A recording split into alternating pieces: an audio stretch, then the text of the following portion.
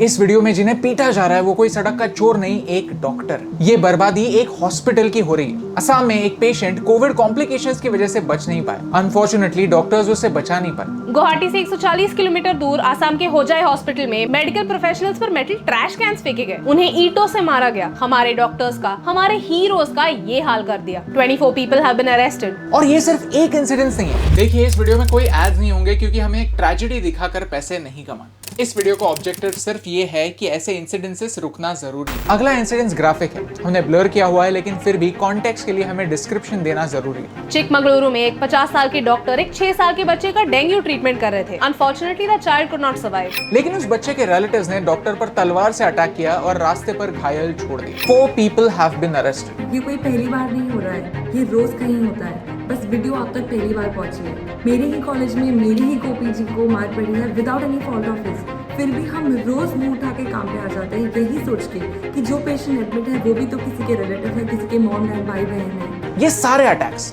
छुप छुप के रात को अंधेरे में नहीं हो रहे, सबके सामने दिन दहाड़े हो रहे हैं। पिछले महीने हमने एमपी का ये इंसिडेंस आपके सामने लाया था, जहां ये पॉलिटिशियन एक सीनियर डॉक्टर पर चिल्ला रहा था क्योंकि ये डॉक्टर एक ऐसे पेशेंट की जान नहीं बचा पाया जिनका ऑक्सीजन 30% से भी कम था। 2 घंटे बाद पेशेंट की डेथ हो गई, जो कि 30% में मैं आपको बोल चुका हूँ, ऊपर वाला आ जाए तो नहीं बचा सकता। हम तो इंसान है, डॉक्टर है। इतनी गाली खाने के लिए मैं पैदा दे दिया, मैंने इस्तीफा दे दिया, मैंने मुझे नौकरी नहीं करना।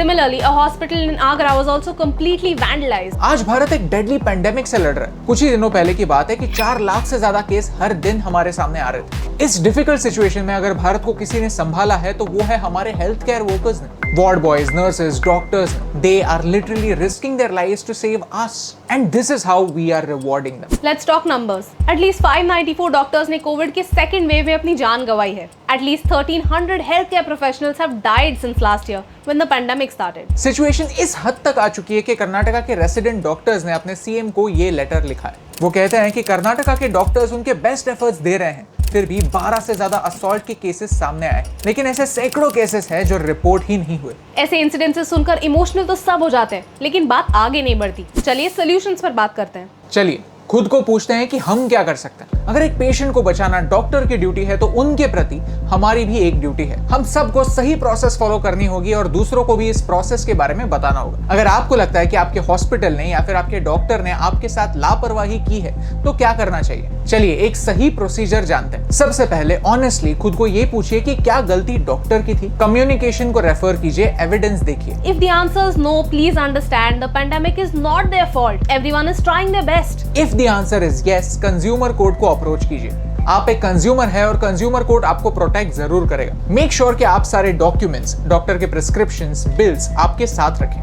एक सिस्टम को फॉलो करें। Please understand your tragedy cannot be an excuse for violence. If your relative doesn't get to the hospital in time, if there are no medical facilities in your area, if you can't find transport to get to the hospital, none of this is the doctor's fault. In any case, this is vandalism, this is illegal, this is criminal and this needs to stop.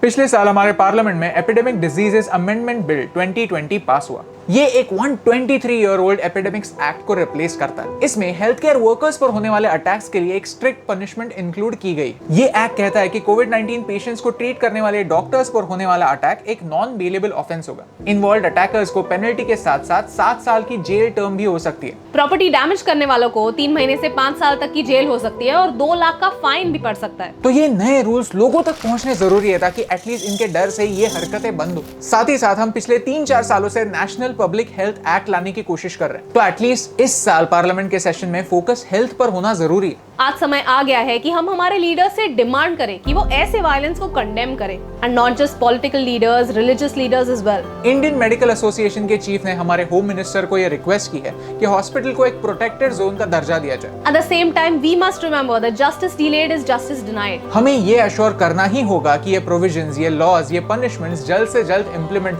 ये सिर्फ paper पर ना रहे, लोगों की जिंदगियां बचाएं। अगर आप भी हमारे हेल्थ केयर वर्कर्स को सपोर्ट करना चाहते हैं तो ये सोल्यूशन शेयर कीजिए। Tag your friends, tag your favourite actors, leaders, influencers, क्योंकि हमारे असली हीरोज पिछले कई महीनों से बिना थके, बिना छुट्टी लिए लोगों की सेवा कर रहे हैं। कई लोगों को सैलरी तक नहीं मिली, फिर भी वो एक स्टेप आगे जाकर कोशिश कर रहे हैं कि वो हमारी लाइफ बचा पाए। कभी हमारे लिए डांस करते हैं, कभी हमारे लिए कॉमेडी करते हैं, कुछ ना कुछ करके हमें एंटरटेन करने की कोशिश जरूर करते हैं। आज टाइम आ गया है कि हम भी उन्हें मदद करें। हमारा सपोर्ट दिखाएं, सिर्फ इमोशनली नहीं, लॉजिकली भी, क्योंकि एक के करने से क्या फर्क पड़ता है, लेकिन एक एक के करने से बहुत फर्क पड़ता है, और इन दोनों लाइंस में सिर्फ एक का फर्क है, and that's the reason why फर्क